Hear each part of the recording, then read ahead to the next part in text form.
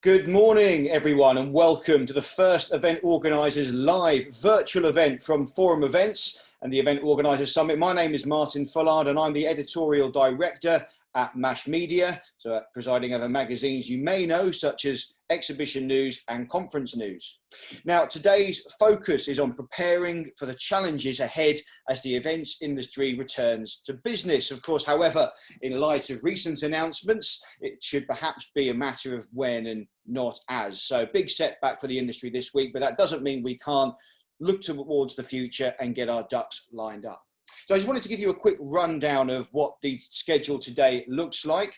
We'll be starting very shortly with our first session, which is called Event Technology. What will be the shape of events after lockdown? And this will be a discussion with Ruth Carter, Managing Director at Red Fox Advisory, and Ed Tranter, the Managing Director at 73 Media.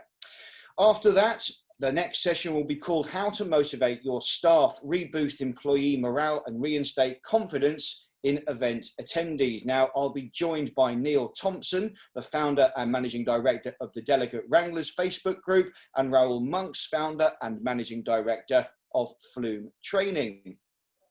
After that, managing emerging mental health problems post-lockdown will be our third session, and this is going to be presented by Helen Moon, the Chief Executive and founder of Eventwell. So mental health very much on the agenda at the moment. Certainly we're all in a very tricky situation and we can't afford to let that side slide.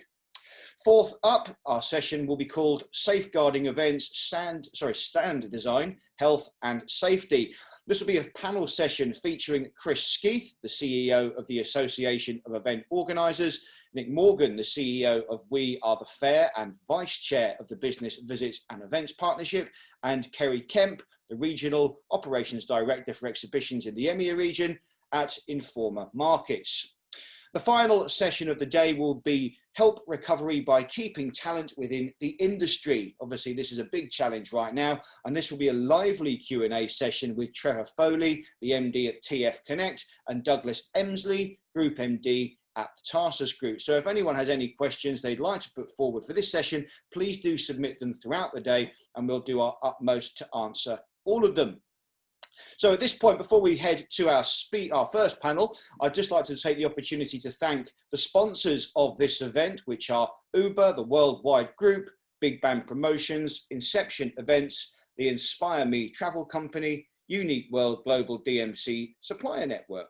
And finally, naturally, of course, a big thank you to all of you for taking the time to attend today's virtual conference. We're very much aware that the events industry is facing arguably the biggest challenge in its history. We really do hope today's sessions will provide you with the advice, guidance, and perhaps even some motivation as well. So now I'm just going to quickly introduce our first guest speakers, and then we can perhaps park my voice for a few moments. Ruth is the Managing Director of Red Fox Advisory. Now, she's forged a successful international CEO career, leading high-growth B2B and B2C businesses in the exhibition, conference and publishing sectors in organisations including the Daily Telegraph, Informa, UBM and EMAP. And Ed, when he's not plucking his guitar strings, is the founder and MD of 73 Media, an event organiser and agency. Creators of the One Earth show and the rugby show, 73 Media aims to deliver great events, have fun and of course make a difference. In a 25+ year career, Ed has worked on events across 44 countries and 5 continents. How are you this morning, guys? Radiantly well, thank you. The rudest of health. I hope you like my background here. It's very, very plush. I'm in a padded jail cell at the moment, so you guys are doing much better than me in terms of appearance. So, Ed, maybe I can start with you with our opening question, and obviously everything is in the context of the current situation, I guess. While the cancellation of events provides, let's face it, a huge headache for marketers and businesses alike, the impact of this pandemic will probably change the format and shape of events, not just now, but obviously in the future. I mean, what do you think the shape of events will be when we can all finally begin to resume business? Well, I think it's an interesting question, because we're assuming that if we assume that at some point there will be a vaccine or a change, or we will be allowed to reconvene in a way that we were before, then I think actually there will be a huge demand for the events industry as the events industry was. It's a live events has always been and continues to be the lifeblood of how people generate their leads, engage with their customers in a way that nothing else quite can. And we're in this hiatus at the moment, but I think when we're out of it, I think the demand will be there. And you can see that there have been launches of people launching events during the lockdown, obviously with the anticipation that we were able to go back live again by the end of the year, which now isn't happening. But even in those, you were seeing things like 7,000, 10,000 people registering or buying tickets in a single weekend for events. The passion for people to get together, I fundamentally believe that human beings are created for relationship, whether in consumer or in business context. And so the demand will be for us to have that return. I think in the interim, it's going to be a balancing act between, obviously currently we're talking virtual. If we're not allowed to meet, then there is no alternative other than to run things virtually. And I think the opportunities are there. We've run a number of virtual events ourselves already. We had a physical event, the rugby show, that was due to take place at the Ricoh Arena with thousands of attendees and stands and everything else. And we ended up pivoting, which is my most hated word of 2020, alongside COVID and Johnson, is that we had to change. We ran the whole thing virtually, and actually it was a great success. We had 3,000 attendees, we had real engagement from our audience, and it kept things moving and the discussion going. I think what we need to be really focused on though, and what I have seen lots of people do, which I would say isn't the way to go, is trying to lift what we do normally and then just drop it into a virtual setting. And that is part of the problem.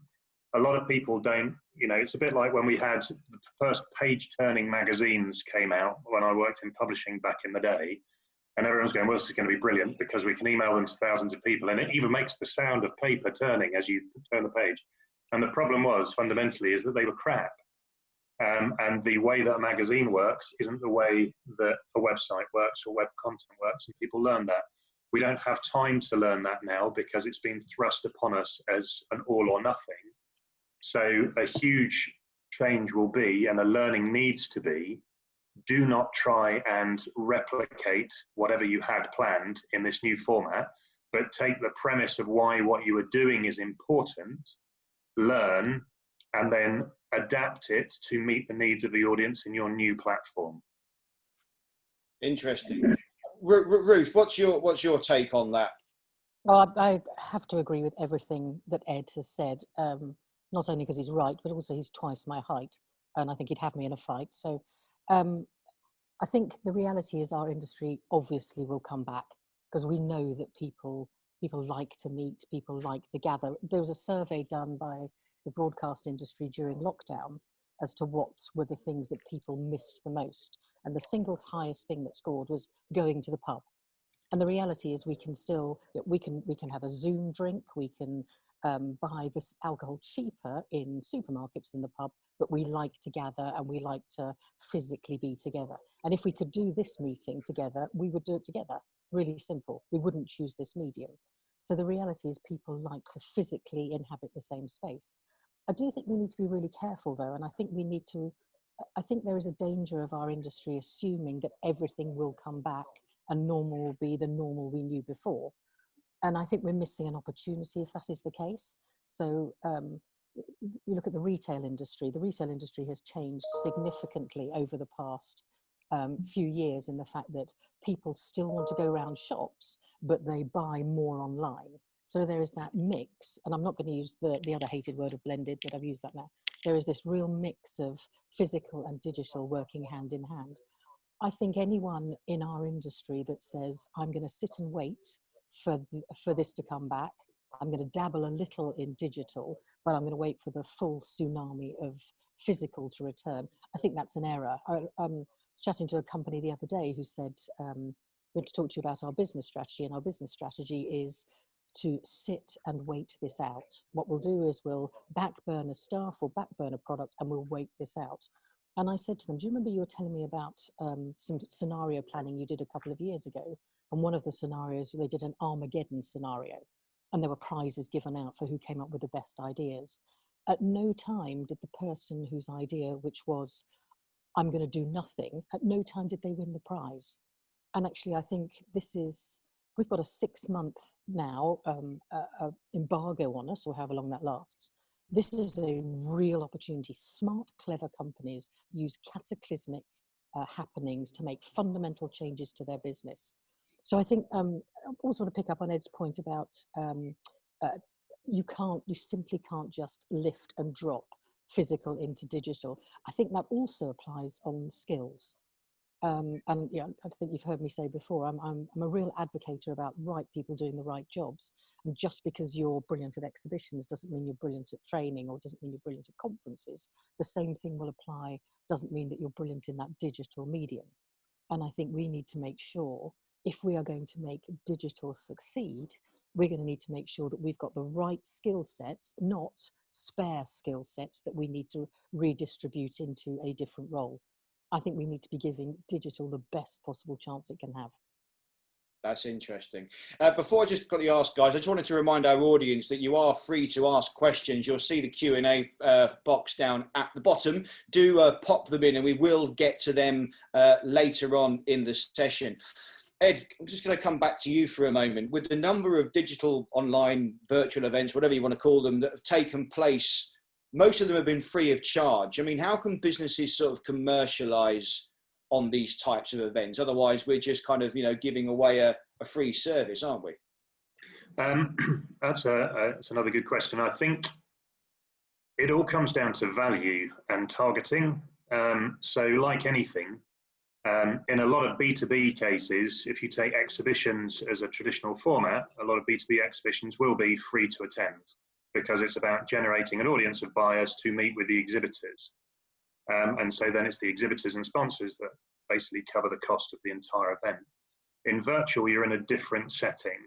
So I think it's about having a clear value, I mean, for the risk of sounding a bit, agency, but a clear value proposition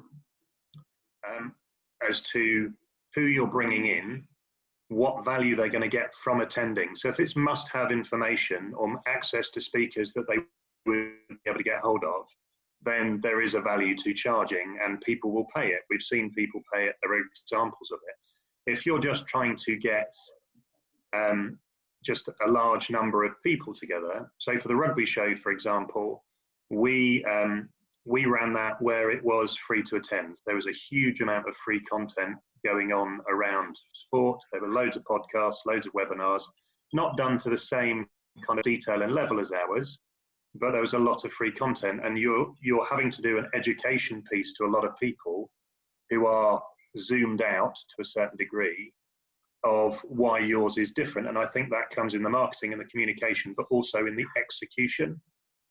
And so if you can deliver something where people can see a tangible difference, they will pay. In our case, we got people to donate money to a charity, Galalio Rugby Works, because of the fact that their funding for permanently excluded kids had gone through the floor because all of their money was raised by running events, and of course none of them happened. So we got people to make donations, kind of gamified the donations. So because it was about rugby and sport, we said to them, the cost of a program's a £5, the cost of your team scarf's a £10, the cost of a round of drinks at the ground is 25 quid, and the cost of a shirt is 50. And we put all those different things in. So what are you going to take away from the match today, type of thing? And people engaged with it that way. I've seen other revenue models where people have done a fee based on valuable content, but have split it. So the charity thing seems to have worked a lot for people.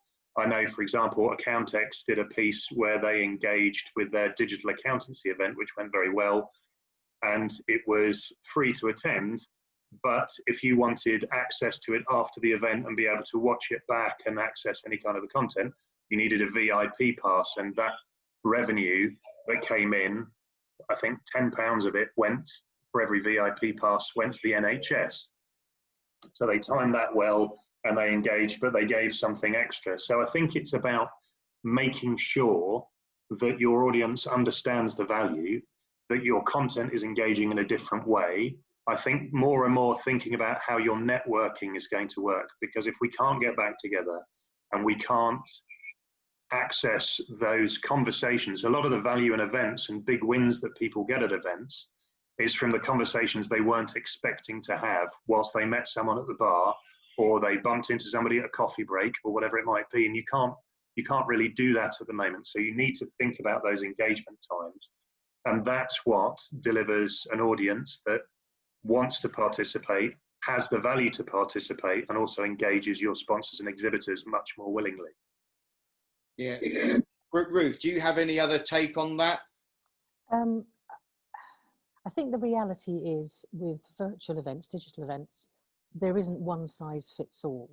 And I think you need to be right upstream. Ed's point is well made about thinking about how you engage with your customers. I think you have to think about your revenue model as well. So in some industry sectors, you simply can charge the same. If you're doing a content-based event, you can charge the same because they'll still pay. I mean, there's some really clever businesses out there that have been providing accreditation-based training that were physical events before. They've just switched all of those online.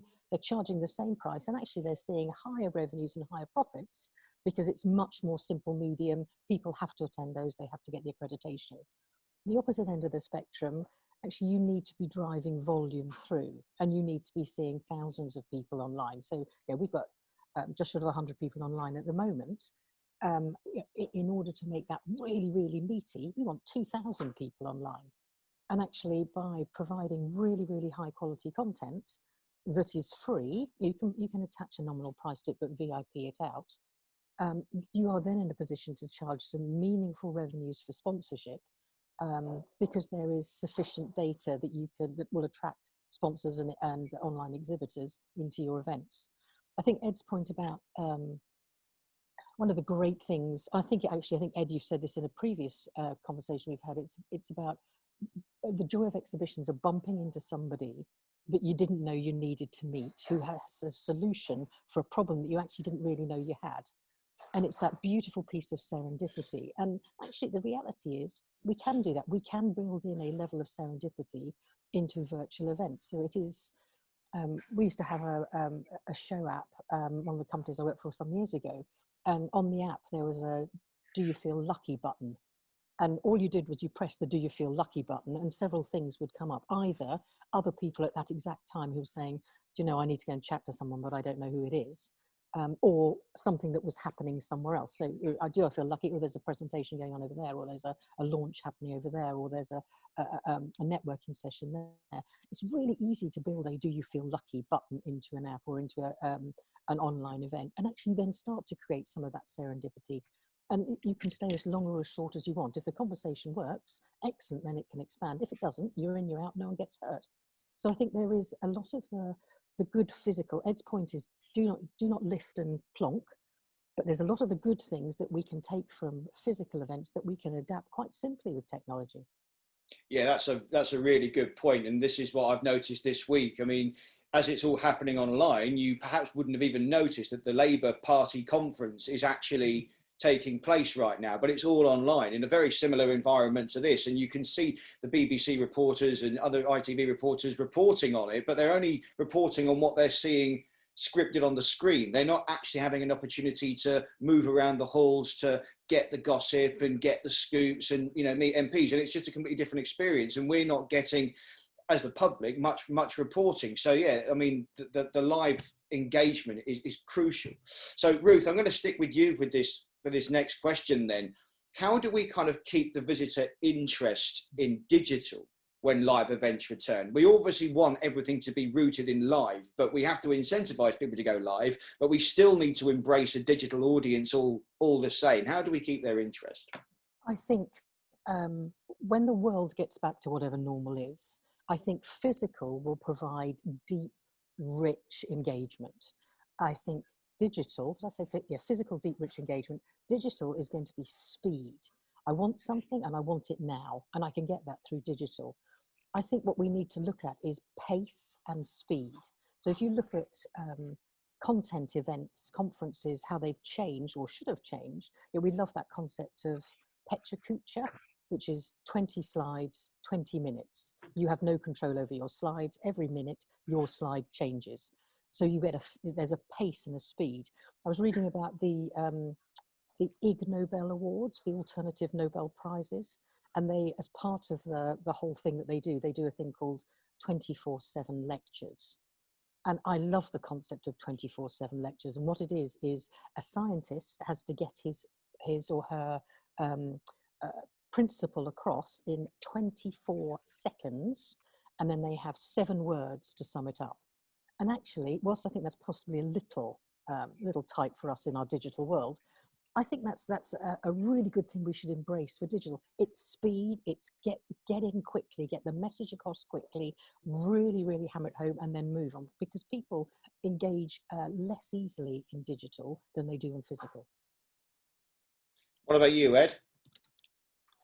I agree with, I mean, we always agree with each other, so it's nice, isn't it? But I agree about speed and change. I think the virtual element, actually, there are a lot of strengths to the virtual aspect. And I think when we get back to whatever new normal looks like anything else, each channel will have its own need and meet its own need and be perfect for different things. So one of the great things about the virtual events, for example, if I take the rugby show as one we've done as an example, the physical rugby event, I would have had mostly stalls and stands and exhibitors, and it would have been lots of content things, and you could have physically had a go at chucking the ball or learning how to kick it from a professional player or what have you, and it would have been all those kinds of engagement. When we took it to the virtual platform, none of that could happen. So it became a 2.5-day, 3-stage, 63 speaker, 95% live to camera audio event, which was a totally different format.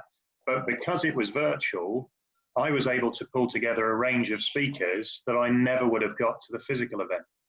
So one of the key strengths for virtual for me, particularly on things like conferences, and we're talking about you can still charge for a full conference, is because actually you are adding value. If you're at the high end of a business market and you need to learn and you want to hear from these people, the networking's great, but actually for a lot of them, the main value is I want to hear from these people, I want this content and I want this value, and I'm very, very busy, and you've just saved me flying across the world somewhere and saved me 3 days of expenses and costs and travel, and I can take all the information that I want, I can still ask my questions of the speaker, I can engage in different ways. In some cases I've seen conferences do, if you're a premium paying delegate, after the session, you can then go into a small group of 10 people with the main speaker of the event, who will then specifically answer your questions and go into a longer session just for you.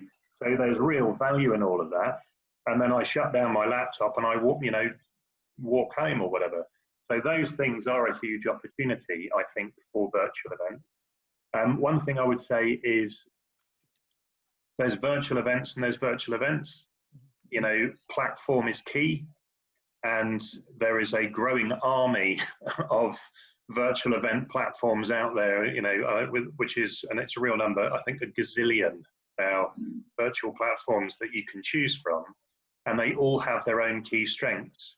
So see them like you would choose a venue. Is it right for what you're trying to do? Is it right for attracting your audience? Is it right for delivering all the different elements of your venue? In the same way that you would do anything else, it's about meeting the needs. Don't just go for whatever's cheapest. Don't go for whatever's easiest. There's loads of people out there now that are able to help you with selection and choice, a bit like a venue finder would do. I mean, even we now, as part and parcel of our business, we run as an events agency now as much as we run as an organizer, because we've done so many of these things. We're now helping other people do them where they don't have the experience. And there's loads of people doing that. So when you know what you want, give a detailed brief, work out how you're going to engage, what the value points are, and then select a platform for that, because it's easy to get the wrong one. And therefore the event doesn't work in the same way that it should do.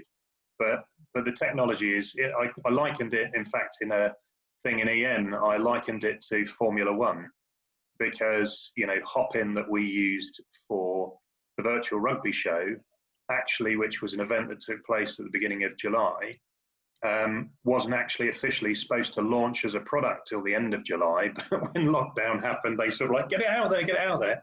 And all of these platforms that we've been using are now sending us updates practically every week. So like Formula One, by the next race, 80% of the car is different, as they're taking feedback from everyone that's using it. So these things are pretty slick and have a lot of content and detail in them once you know how to navigate them. So the opportunities for really rich engagement in an event are actually in some ways better and easier than they are in the physical event.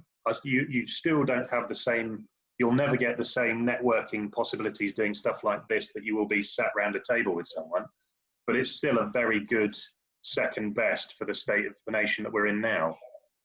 Yeah, you've touched on a really good point there, and I'm going to actually throw it to Ruth first, which is about, you know, future and skill sets. So Ruth, technology's obviously played a large part in events throughout lockdown, and event organisers really, you know, had no choice but to adapt their digital skill set. I mean, going forward, do you feel that digital virtual events will continue as mainstream, you know, and if yes, will they create new jobs, attract new skills to the industry? Will we need to have the existing workforce, what's left of it, upskilling? So you can view it two ways, I think. You can say that, the first thing, absolutely yes, there will be a long-term change, and digital and physical will exist hand in hand, because you would be, anyone who doesn't think any part of our lives will not be touched by digital is foolish. So every part of our lives is that. So it's apart from my mother-in-law, I think everybody is digital. It's as simple as that. You've got two choices about the skill piece. You can either say that over a period of time, our skill set will morph and change. And actually, there's nothing wrong with that. The smart people in our industry are saying normal, whatever normal is, will not be until 2023. 2023 is when we are going to be back on a level playing field. That's a long old haul. So there's plenty of time for us to blend our skills and to learn how to be digital over the next couple of years. That's one way of doing it. The other way of doing it is to say, I'm going to be ahead of the race. I'm going to be faster than everybody else. And actually what I need to do is either upskill my workforce, or as an individual, I need to upskill, and I need to be changing that now. And the reality is, it's, you look at how the print industry has morphed, and that's way ahead of us. They've had to move to digital because of business requirements, and their skill set has changed dramatically. You know, what was, I mean, you live and breathe this yourself. What was a perfectly acceptable editor 10 years ago is no longer a perfectly acceptable editor now, because the skill sets are different. You've got two choices. Our industry has two choices. You can either take a very gradual approach, train your staff accordingly, or you can do it quickly and be ahead of the curve. Both are right. Personally, I prefer the latter, but both are right. Absolutely, yes. You wouldn't believe how backwards journalism was up until the late 90s, perhaps. Madness, and still, you find yourself in all sorts of situations. But you're absolutely right. You have to evolve. Ed, I mean, what about you? Are you kind of insisting the team at Seventythree Media are upskilling? Do you see a future of further needed skills? So we've since lockdown started. We had to adapt. You know, we are an out-and-out events company in a situation where no one can run any events. So I guess, unlike a lot of industries, it's one thing if you're organising corporate events as part of a large corporate group, so you're responsible because there's other things you can be put to. If your entire business is dependent on events running, then you adapt or die. You know, I mean, Informa announced what is its first 6 months, £790 million loss for the first 6 months. But they did £1 billion rights issue in order to cover that. For those of us, myself included, I mean, judging by Ruth's front room, possibly she'll be all right. But in our case, you know, we can't do that. So it is being creative. And so we adapted early. We have been training the team on a host of different platforms as we go through. We have been running virtual events for ourselves, but also for other people. And that comes from the need to learn, but also everyone's engaged to learn. You know, no one wants to, it's quite interesting. And I think, you know, Helen and the Event Well initiative is a really important thing, because you can look at, slightly off topic, but you can look at furlough and see it as being a, well, at least you're being paid and you're, you know, you don't have to do anything, and how good is that? Actually, it's a horrendous thing. We're made to work, I think, you know, as well as to engage and interact with each other, and people want a sense of value, not to just be sat at home and told it's all right, you can still pay the bills. And so learning and training and engaging, I think, has been an important part of the mental health protection for our team as well, because we have been learning new things, we have been engaging together. We had a senior management meeting in London, socially distanced, and it was the first time that we'd seen each other in 6 months. And in fact, my creative director, who I only took on 6 months ago, had never met my ops director. And we've been working on all these events and doing all these things. That's the nature of the world we now live in. So if you're going to keep engagement with your staff and keep them excited and interested and keep them motivated through what is a hard slog, then I think learning is a great way to do that. And it adds value to your workforce, shows that you care about them and have a plan for the future. And I think it also just sets you, as Ruth says, you can sit and wait, or you can just say, this is what we've got to do, so let's just get on with it. Can I add in there as well, Martin? Can I just say, I think it's fascinating. An organisation that we've been working with recently, who are talking about how to engage their workforce through a digital medium rather than everyone being face to face. The business that I ran at UBM, we had 450 people in my part of the business. Only 3 of them sat in an office with me. Only 3. All the rest were around the world. And we used to have, it'd be perfectly normal to have board meetings with eight managing directors all around the world. A little bit like people just, what's that lovely film? I forgot the name of the film. Everyone just sitting around a table virtually. It's a perfectly normal thing to do. I think we've just got to get over this. And I think there's a little bit of a feeling of inhibition around digital and digital engagement. Just get over it. It's reality. You know, everybody's doing it. Kids are doing it. Everyone's doing it. So I think it's just embrace it and get on with it. Absolutely. Ed, I love the fact that you had to just justify your meeting was, of course, socially distanced. So we have to have that suffix added now to everything we say whenever human contact's involved. So my last question, guys, we've got about 5 minutes to make sure that we weren't sharing, that kind of thing. We've got about 5 minutes left before we go to our solutions pitch, and then we'll come at you with some audience questions. I see some have gone in already. So Ed, just quickly coming to you, what advice would you give to event organisers running virtual events, and who's going to be the biggest winners here? I think it's the biggest winners are going to be people, as we've said before, it's you've got to seize the nettle. So it's about innovating and moving on. If you're going to wait, you know, if our entire industry waited for, it's okay, 1st of October's here and we're allowed to start, and then everyone had done nothing, and then Boris Johnson dropped the bombshell, and then we were like, well, now what? Then everybody everywhere would be screwed. And so I think you have to innovate now, and that's an active process. And for those people, I mean, I don't know what everybody does that's obviously on the event. So some people might be out and out in the events industry. Some people might have responsibility for running events for corporates or for charities or associations or whatever it might be. So it's about, virtual is a good alternative for the current climate, and the winners will be the people that innovate, that put the effort in, really. So you can recreate something, you can have, you know, everybody's doing their Zoom meetings, their Skype meetings, their Hangouts meetings, their Teams meetings, and you can use that for your client meeting. But at the same time, I think there are so many good bespoke platforms where you can add a lot, you can put real value into the content and the delivery, you can put value into the engagement. One key thing, so we're doing a thing for a client at the moment where we're trying to replicate, we're running their awards for them, which would have been a large physical event. And trying to do that where you don't have everyone getting drunk around the table and then doing all the usual social bits and expecting them to sit there from their living rooms or wherever for two and a bit hours, you have to have engagement. And that comes in that situation with entertainment. So it is about having surprises throughout the thing that they know. We give them some samples of what you can expect, but you don't know when they're going to happen. You hit them early with some entertainment that's, wow, that's really cool. And then you say it's at different points throughout the entire thing, we're going to do this. Now, we could have just said to them, here's an awards platform, here's the thing, it will stream like this, your branding will come up, your sponsor's branding will come up, brilliant, press play, done. And that would have worked. But at the same time, what they're now looking to do is have something that makes people want to talk about it afterwards and go, wow, I can't believe they got them to do that. Or did you know that that was going to happen? That's what you want to try and create, that kind of buzz and engagement in an event. And don't just think, well, it's all right, everyone else is dialing in on their own, I'll just switch it on and we're done.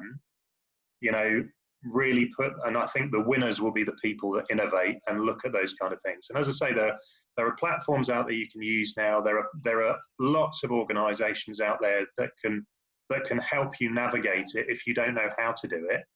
But it's about making sure that it's memorable, because there's a lot of, frankly, crap out there that's filling the airwaves, that's free to access and anyone can do it. But is that really what you want your brand associated with? Absolutely. Ruth, we've got about a minute or so left before we go to our solution session. Do you have anything to wrap up with there? So my 24 seconds and 7 words, is this what we're going for? So 4 things. Don't be afraid to try and fail. So we've got to try, you've got to give it a go. It's not going to work straight away. It might do if you're lucky, probably isn't going to work straight away. Do not be afraid to try and do not be afraid to fail. Secondly, don't apologize for the medium. Don't apologize that this is digital and not physical, because this is a really powerful medium when you get it right. Thirdly, don't be average, be exceptional. And Ed touched on that as well. Putting out an average event isn't going to work. Putting out average content, even putting out jolly good content, you've got to be exceptional in this medium. And fourthly, don't sit and wait for your ship to come in. There's that lovely saying, isn't it? Don't sit and wait for your ship to come in, swim out to it. So I think this is a time, this is a unique opportunity, this is a unique catalyst in our industry where we can make some fundamental changes, where we can embrace some new and fast evolving technology and really make a difference. That's great. Thank you, Ruth. Now, thanks, Ed and Ruth. Now, don't go anywhere, because there are some more audience questions coming. So, guys, this is your chance out there. If you're viewing from afar, please do put your questions in the box. We're just now going to go to a short video, followed by our champion solution sessions with Worldwide Group. We'll be back in a few minutes.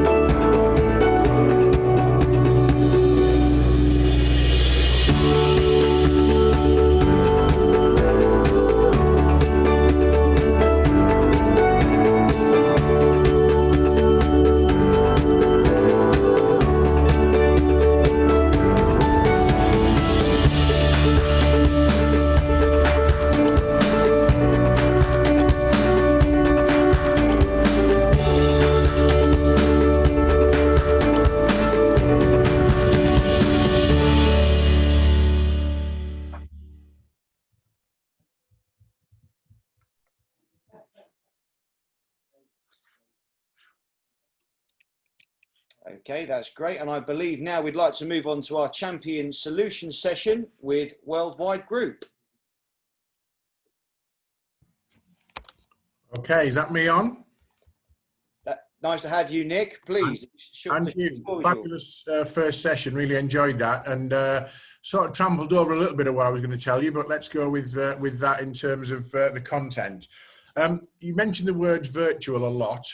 We use the word hybrid, and I think that the future is going to continue to be both of those whilst we've got this uncertainty. And I like Ruth's idea of swimming out to the ship and making it what you make it. But it's not new. It's just newly popular. We just hear the phrase virtual all the time, but you've got to think about some of the options that you've got to wonder about if you're looking to grab the opportunity and take control of your events going forward. So first question is, which technologies should we use? And as Ed has said, they're evolving and developing on a daily, weekly basis. So, you know, which are the technologies that are right for us? Which one to choose and why? What's it going to give us?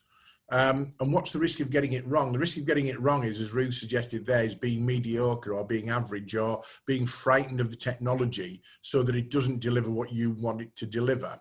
And then you've got to think about, if you're going to work with somebody to deliver a multi-level hybrid or virtual event, who are the people who can pull the whole thing together on an international global scale with the technology, the broadcast capability, the back office and the backroom capabilities to deliver that for you and with you, to then share the upskilling to your team. So without it being too much of a sales pitch, we're an organisation who've worked in 85 countries, and we've even worked in space, as you've probably seen from the video. So if we can create events using astronauts in space conducting orchestras on Earth, then surely the technology is there for us to manage for you the opportunity to globalize your event and make it impactful. So I want to just talk to you about why you would look at hybrid and virtual events, and some have been touched upon.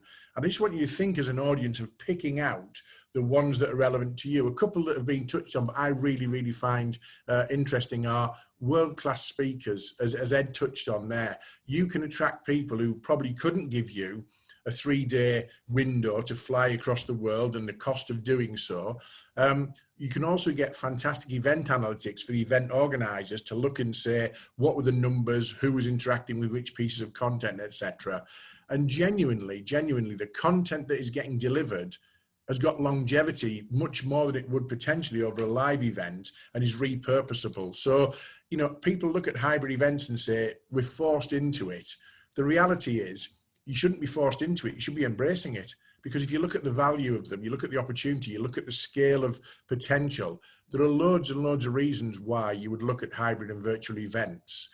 So a little bit of pitch about Worldwide. We are an organisation who've been involved in live event production and now virtual and hybrid events for a long, long time. So if it's live, we'd like to talk to you.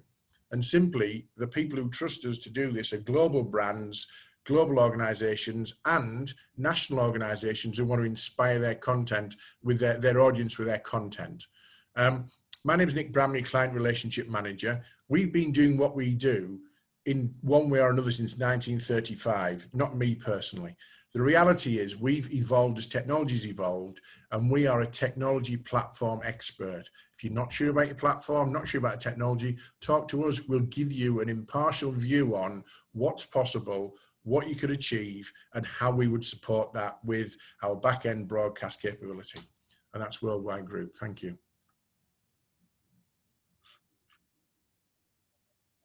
Thank you, Nick. Thank you very much. Okay, guys, Ruth and Ed, I am bringing you guys back into the conversation. We've had a few audience questions come in. Where are we? Oh, there we go. Okay, so I think, Ruth, we'll start with you if I can. This question's come in from Sarah Johnson. What is the best way of networking that you have currently seen online? And we know that's perhaps one of the hardest things to get right. So thank you, Sarah. I can also solve world peace, and I can find a solution and a cure for this pandemic. So those are roughly the same levels of complexity, I think. What's the best thing I've seen? I've seen 1,000 people networking on a virtual event.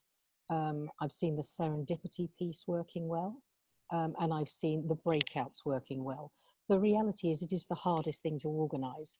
And I think as event organisers, as people who are naturally physical event organisers, the networking thing is something we're quite used to doing, but we're quite used to letting the interaction happen itself. So what's the best forms of networking I've seen?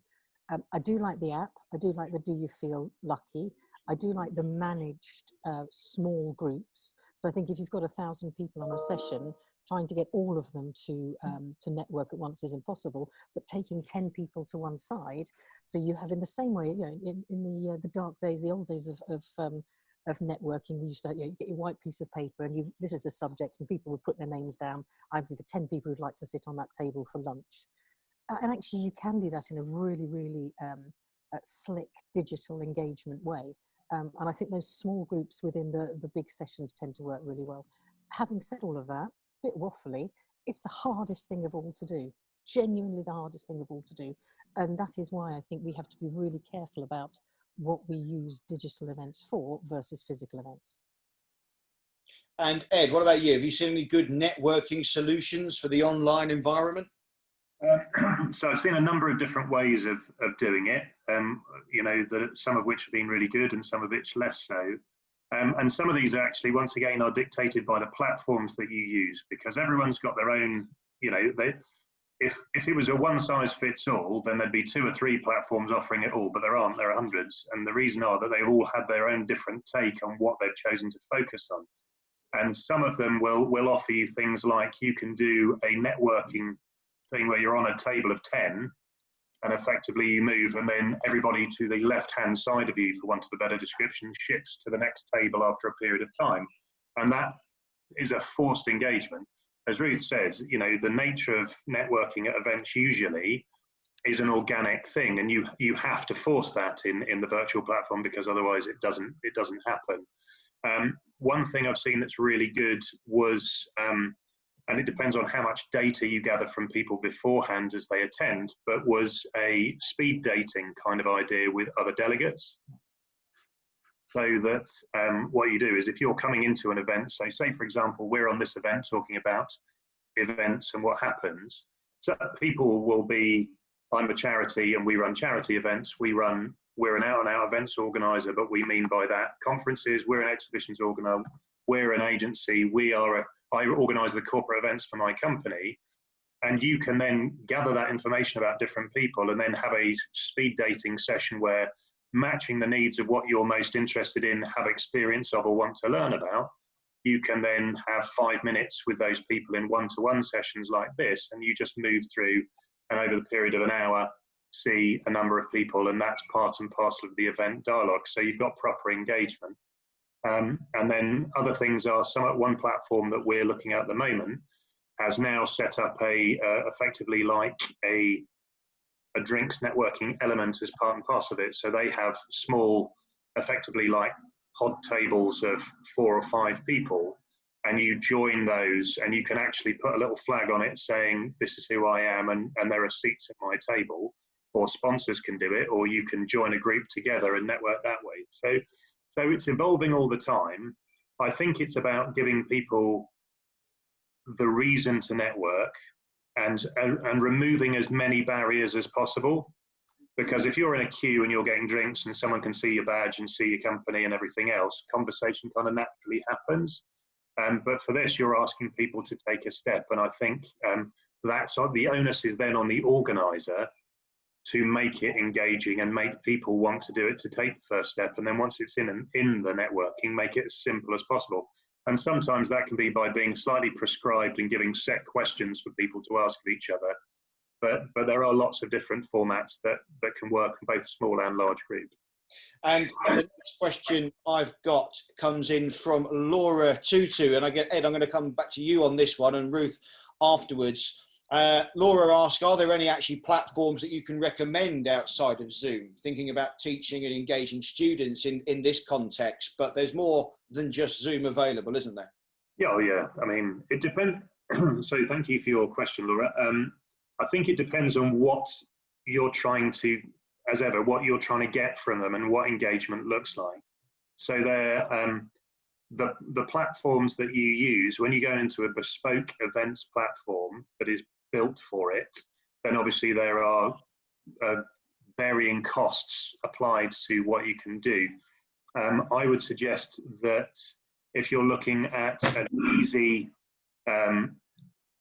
sort of starting point that has engagement touch points and allows you to show content and do different things. Crowdcast is a good one at the kind of the entry easy level. And I don't mean that to be patronising at all. I have no idea. You could be running far more events than I've ever run. So I'm not trying to be patronising there. But at that kind of engagement level, Crowdcast is a good one. But there are so many. I'd be happy to answer the question in more detail if you contact forum or whatever, or if they post our email address, you can email me, and and then that way it's probably easier if you just phone me up and tell me what it is you're trying to do, and I'll just tell you. That's probably really good piece of advice. Ruth, I'm not going to ask you that question, Ruth. I'm going to come to you with a different question. And it's come actually from Nick. And it says, great point on the skill set being an absolute requirement, not just a shift. What percentage of your connections and clients do you feel currently have the skills to run a really powerful, effective virtual or hybrid event? Horrifying question, and thank you for that, Nick. The reality is a low percentage. It doesn't mean that they haven't got the capability, it's just they haven't got the experience. If you are, my recommendation, if you are new into virtual digital events, let's take a step back. If you were going to go and launch a festival, let's say, and you've suddenly see an opportunity for a festival, you've never launched a festival in your life before, and you don't know the first thing about it, it is unlikely you'd go off and do it yourself. You'd probably employ an expert to do it. So your first outing, you'd employ an expert. If you are new to digital events and you want to make these work, I would recommend you employ an expert or an expert company. Ed is in my bottom left here. So you speak to somebody like Ed at Seventythree, and then you get an outsourced expert to help you on that journey. There are two ways of doing this. You can either use an expert, or you can build your own platform. So Forum Events, actually, who are our hosts for today, smart, clever event company, know everything about physical experience. They have migrated onto digital by building their own platform. And actually, that's a really clever method to do, but they've done that by learning. So my recommendation is, yes, I have people who have skills. I know a number of people who have skill sets, but I would outsource this in the first instance, to be honest. Thank you, Ruth. Ed. And I take 10%, Ed, by the way. I'm conscious of time because we have a poll to go to very shortly to finish us off. Ed, I've got a question here from Anne Smith that I'd like to ask you. And part of it reads, I need to adapt and learn, or my brand new events company will never get off the ground. Can you recommend a course or how to gain experience or confidence in the sort of digital event environment?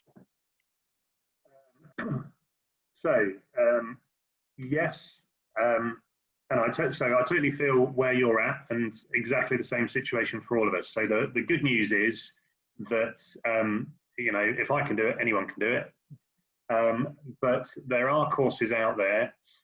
There's a virtual events course by a guy called William Thompson, who is one of the founders of the Virtual Events Academy, which is like whatever it's now called. I forget. Martin will probably remember the proper name for it. Something like that they've just founded, which is a kind of a global thing. And there's different courses that run depending on what you're trying to achieve.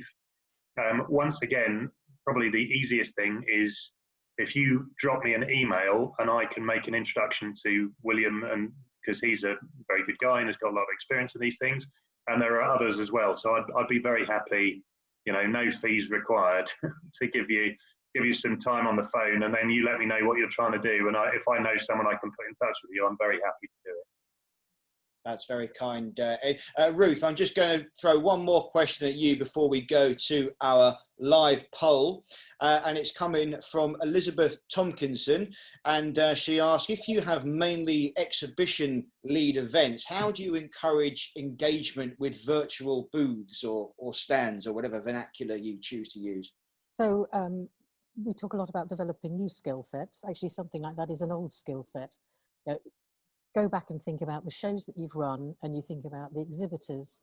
You've got a buzzing show. You've got some exhibitors where people are really, really gravitating towards. You've got some exhibitors, it's so dull there that they're forced to sit and read their own promotional literature. and what makes the difference. And what makes the difference is there are things happening. There are giveaways, and a giveaway might not be a physical thing. It might be an educational piece, and that is exactly what the same thing applies with exhibition stands, digital exhibition stands. It isn't just about being in that space. It's really encouraging people in because you're giving something away. I just wanted to touch, if I've got 2 seconds, I wanted to touch on adding on the, where can I learn? The way that you learn more than anything else is you register. If you want to learn about how to do this well and what's good and what's bad, I would register for every blinking virtual event there is. So my company, when I was running one of the divisions at UBM, we were running 700 webinars a year. So I thought I knew everything about webinars, hadn't done them for about 5 years, re-engaging in that medium like there's no tomorrow. And I have been to just about every virtual event you can be at. And what you do is you learn what's good and what's bad. And there's this, the concept is innovation is good, plagiarism is quicker. You can learn it yourself, or you can go and actually harvest all those ideas and steal as many as you can in order to create your own success story. That's great. Thank you very much, Ruth. Now I'm going to ask our production team to put up the poll on the screen, which you should see before you very shortly. And it reads, how many of your events have gone virtual, if you can articulate it into a percentage? So let's see what happens. We'll just give that a moment.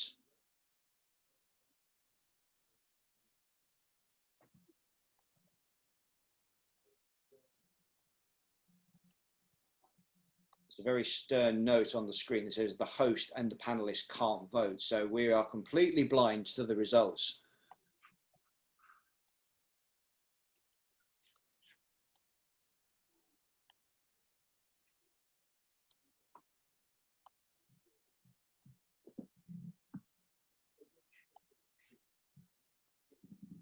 And the results are in. Oh my goodness me. More than 53% of our 90 strong audience have saying 100% of their events have gone virtual.